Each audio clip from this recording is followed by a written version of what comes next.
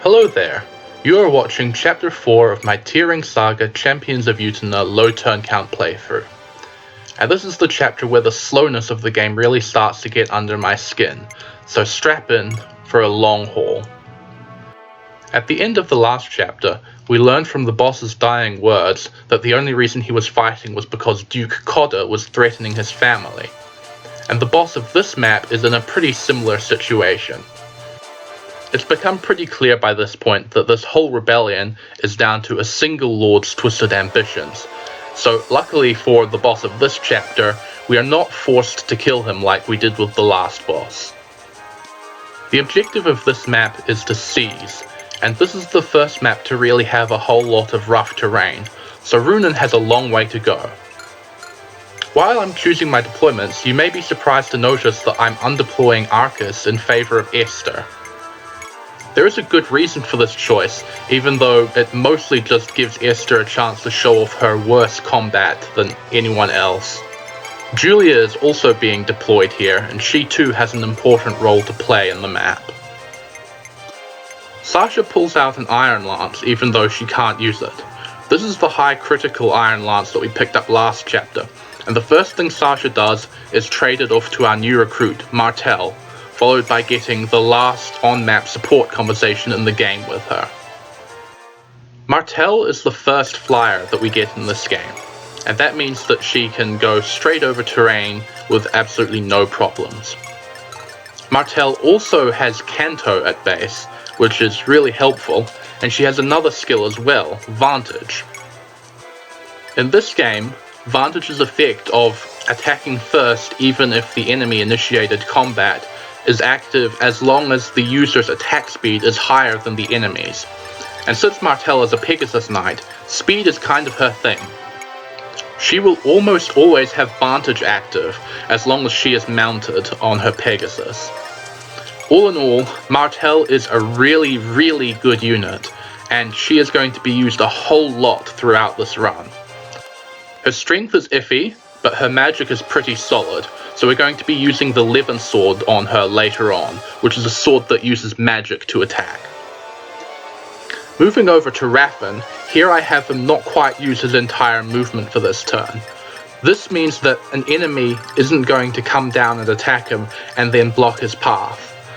This isn't strictly necessary for the strategy, but it saves me a round of combat and watching that enemy move, and it's one of the few speed-oriented optimizations that I put into this run, so I figured it was worth pointing out. Plum has now started using her personal staff, so let's talk about that a bit. This is the Enarmor staff, and what it does is applies a status to an ally that halves all incoming damage. This is a significant defensive boost, but it doesn't save turns on its own. It's much more a reliability tool, so losing it by not recruiting Lee early isn't the biggest loss in the world. Other methods of increasing durability, such as shields and miracle charms, end up being much more impactful over the course of the run than the Enarmor staff, although it is still part of what makes Plum such a good unit. My units are all bunched up at the moment, but they're about to head off in two different directions. Raffen is going to run to the west to guard the northwestern house from thieves that are rushing it down, and Sasha is going to follow him because she needs to visit this house in order to recruit a unit. The rest of my units are going to head south through the forest to help Runen reach the fortress where he needs to seize. If you recruited Luca in Verge before Chapter 2, he can also visit the house that Sasha is going for, and doing so gets him a wooden bow which has no less than 80 kills built into it. That gives it a base critical value of 30, which is more than either of our killer weapons, and it makes Luca a bit of a better combatant. In a less efficient run than this bow is a decent reason to pick Luca back there, despite his bad start. Anyway, Sasha has a very easy time reaching this house. Runen takes so long to get to the gate that I could have Sasha backtrack to hand off the Iron Lance and still have her get to the house in plenty of time to do this recruitment. Martel is now going to visit the lower right house to pick up the physics staff. If you didn't pick Lee, this would be the first physics staff in the game. And because of its awkward position, you're not really going to be able to use it all that much in this map. This is part of why I like having Lee.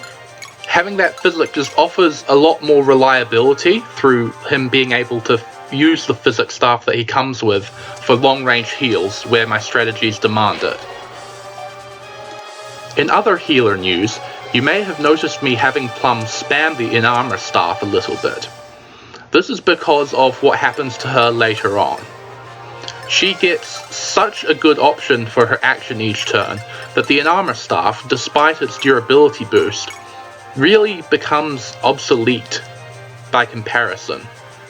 So I'm going to have Plum spam in-armor in a lot of scenarios where it probably shouldn't be necessary, just so that she can get some experience and actually make use of it while it's still her best option.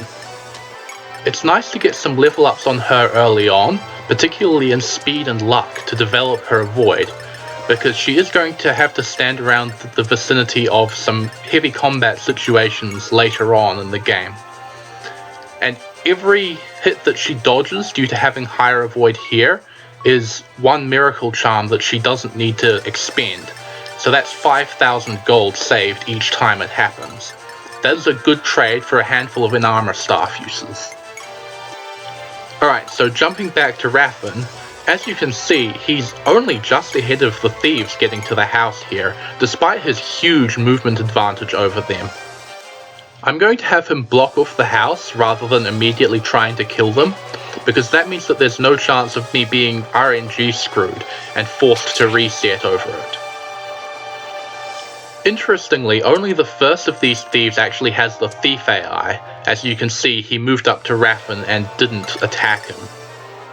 The other thief will attack anyone who gets within his range, so I'm not sure whether he can actually take the house, but I wasn't going to risk finding out the hard way that he could.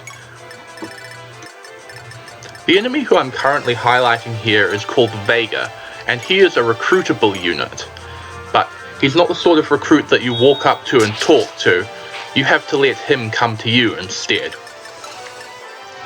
Vega's deal in the story is that he is an assassin, widely feared as the Reaper of Shram, and he has been sent by one of the corrupt Revan nobles who we'll meet later on in the game to kill Julia for the crime of killing said noble's mother. Fortunately for Julia, and us, Julia is in fact innocent of this crime and will be able to convince Vega to join us when she tells him that. This is a very good thing because Vega is beastly, but I will talk more about him when he actually gets recruited. Okay, so it looks like Esther saw Christ messing up in the last map and decided to do her best to reclaim her reputation as the worst combat cavalier. So I have to scramble a bit in order to tidy up after her double missing on this archer. And that brings me to one of the things I like about having an armor around. You can see that in my scramble to cover for Esther's mistake, I end up having to put Ente in range of the archer, and he will do a whole lot of damage to her if he attacks. And so I can use an armor to make it significantly less likely for her to die here. That's the main utility for an armor in this run, really. It lets me patch over anywhere that the RNG decides to be uncooperative enough that I'm forced to put someone in danger. I dropped Martel in range of an archer here in an attempt to draw it away from Julia, because her recruitment of Vega leaves her with 1 hit point. This isn't actually necessary, and honestly I don't think it would even have worked out. But it's something I tried anyway. At the start of this next turn, the boss starts moving towards us, which is both a good and a bad thing. It's a good thing because he's off the seize point, so we don't have to kill him in order to complete the map. But it's a bad thing because he's pretty scary in combat, and also we need to make sure that we don't accidentally kill him ourselves.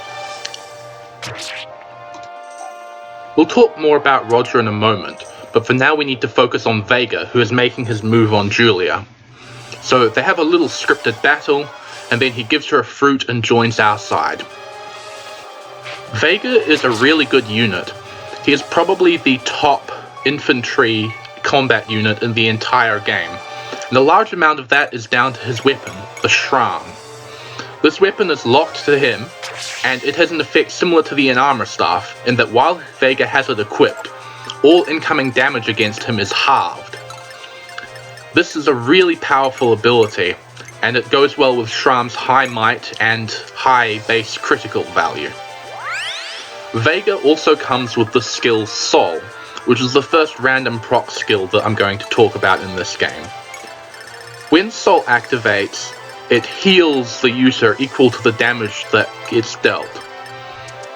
Most proc skills in this game have an activation rate equal to the user's skill minus the target's skill, floored at 0, and then plus 3%. And because Vega is a Myrmidon, a class with a fairly big focus on skill, he's going to have a pretty good activation rate with this against most enemies.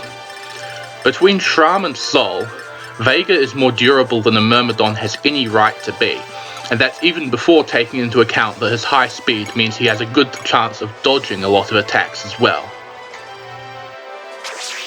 Vega's also really good at doubling, and the Shram's high might means he always has high attack. Honestly, Vega has it all. Now let's talk about the boss. As mentioned, Roger has moved off the seize point, so we're not going to have to kill him, and that's a good thing because both he and his girlfriend Mel are recruitable later on. Roger is only fighting us in the first place because the treacherous Duke Cotter has been threatening Mel, so it's good that we can keep them alive, and we don't want to kill either of them or the other will go berserk and start attacking us indiscriminately. On this map, Roger's AI is set to never attack any female units in our army, which we're going to use to our advantage. Roger tends to move directly towards where Runan needs to move through in order to complete this map in the shortest number of turns, and obviously we don't want Runan fighting him because Runan would get relatively easily killed, and would also kill easily in return due to the rapier that he's holding. This is also the reason why I chose to deploy Esther here instead of Arcus, because if we tried to use Arcus in this role, obviously he would take a lot of damage and there'd be a risk of him killing Roger in return. Martel is extremely useful for this as well, because Martel has the ability to ignore all the forest terrain and get in front of Roger pretty easily. So she's our MVP here. As I go ahead moving my female units in to block off Roger, I realize that I actually missed out on healing Julia with Enter here, which means she's still at 1 HP. Of course, that's not going to be a problem because Roger isn't going to attack her, and I don't think Mel is capable of dealing damage if her AI is even set to attack.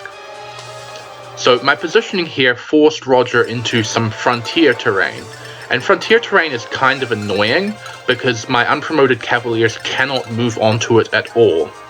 Fortunately, it also slows Roger down quite a lot, but it does lead to a bit of an awkward situation where Esther can't fully block him off. That's okay though, because Runan has a bit of leeway getting to the seize point. I think he has 3 tiles that he can lose over the course of this map and still get to the seize point in the minimum number of turns. Sasha is getting close to the upper left house, so it's time to talk about the last recruit on this map. There's a trend here of the recruits on this map all being really good, and Raquel is no exception, although she is clearly the worst of them. Raquel is a pre-promoted sniper with some really good combat stats. Her most notable trait, though, is that she refuses to kill human enemies. If she attacks a human enemy and would kill them, she leaves them at 1 HP. And if she attacks while they already have 1 HP, the attack automatically misses instead. This makes her really good at weakening enemies for other units to finish off. This restriction doesn't apply to monsters, so she destroys them happily. If you recruit Luca at any point, there is an event later in the game that allows her to lift this restriction and start killing human enemies, although it does come at the cost of Luca's life. Raquel also has a couple of useful skills.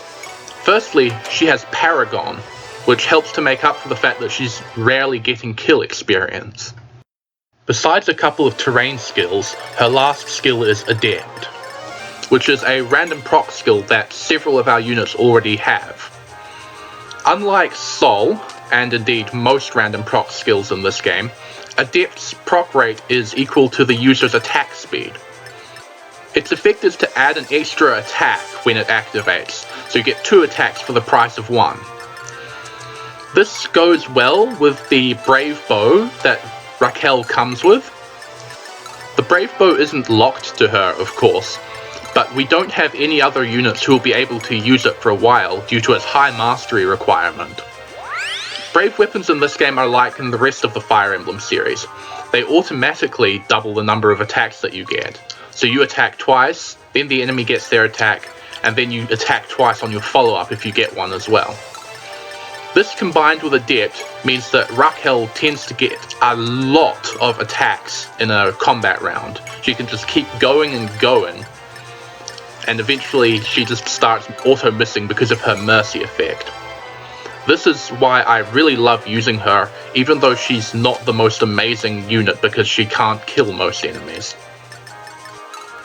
Runan is now well and truly past Roger and on his way to the Seize Point, so all we're doing is using a wall of ladies to keep Roger away from Vega, and also getting some healing experience on Plum and Enter. Other than that, there's not much else happening. Martel has moved into position to get one final kill on this map. She's been focusing on trying to get more kills on the crit Iron Lance, and she's picking up one final kill here on the Archer. And then, with that done, Runan seizes the point to complete the chapter in 11 turns. After that, Roger and Mel have a brief chat and then wander off, defeated but importantly not dead, so we will be able to recruit them later on. That's all for this video. I will see you next time.